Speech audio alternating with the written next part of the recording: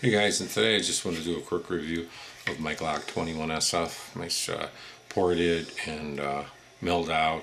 It's got a RMR cover right here, as you can see, and I had some work done here, and I do have the stock sights on it, but those are going to be changed soon. So let's go ahead and start by saying this is empty. I'll show you. Yep. Nothing in there. And when I point this up, I'm not pointing at my face, I'm pointing at the camera. So if this gun went off, it would just shoot the camera. As you can see my hands here. I'm not pointing, that would be towards me. So I just want to show you. Because I have a camera on a tripod pointing down. I have on here the cider lock safety, which is an active safety, which you press the button in, and you cannot press it. And you press it back and out, and you can fire. Let's go ahead and open it up, and I'll show you a little stuff about it internally. Takedown's pretty simple, just like all Glocks. You press it down, but this one you have to press the trigger because I have a New York 1 trigger in here, trigger spring. You can see that back, the New York 1 in there, right here. You can see it's a piece of plastic like. Okay, so it's not a regular, it's a spring within a piece of plastic, and it gives you this kind of trigger pull. Pop it back. That's how it kind of gives you that kind of trigger pull. Okay. Internally, I got all of the internal parts, all titanium, gold plated, coated. The connector, ejector, housing ejector, locking block, trigger bar, the extended slide release. The extended takedown lever, all the pins. As you can see, I replaced the back one with the metal one.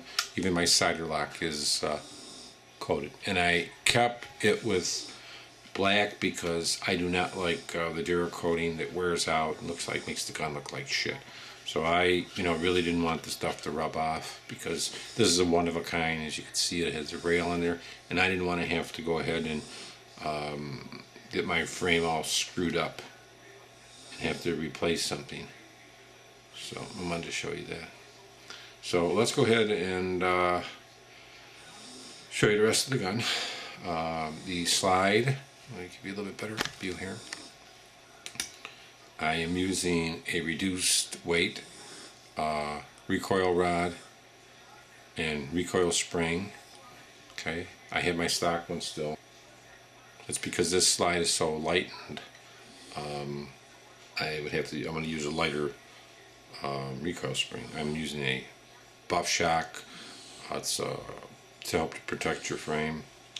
When you pull the barrel out, you see the barrel is titanium coated. It has 4 ports on it, so it's quadruported. The slide itself, as you see, is, if you look at the front of it, is rounded. They cut it down there. See how it's rounded? You see it's more rounded out. They cut this on here and they rounded the whole thing out. That's how I want it. There's a cutout for an RMR here. These 2 screws take off and you can put an RMR in there. You don't have to, but I like to have the option for it. There's cutouts here, here. Everything's pretty much been highly polished and then coated with titanium gold. Just a lot of fingerprints on it right now. I had a cutout done here to make it look a little different, a little bit better gripping ability. And you can see you can have sights on it with the RMR. The back I had painted. I painted that because you can't find a metal one. You'd have to get aluminum and then anodize it. So takedown's pretty simple with this. I'm going to show you what I did inside. Take it off. Okay. And if you pull that out, you can see I totally coated the whole striker, and the striker actually is no damage on the front of it either. It's nice and rounded. See, it's perfect. I actually roughened this area here so it's rougher a little bit, so when it comes in contact with the crucifix on the trigger bar, it doesn't cause any automatic functioning issues. Okay, it's a stock spring on there, and then when you pull this out here, There's your extractor rod, and you can see that's the original factory one that's just been titanium coated. Take out the extractor and the plunger. The extractor is the factory standard extractor that's been coated, and the standard factory plunger that's been coated with the standard spring in it. It's pretty much the whole thing right here. Let's go ahead and put it back together. Like I say, assembly is pretty simple in these. Just press that in. See that there? And then you drop this in like that, let go, and this would kind of hold it for you. Put your plunger back in. Oh, sorry, put your, keep calling it plunger, but put back in your extractor rod, your striker, or a firing pin. You can call it either one.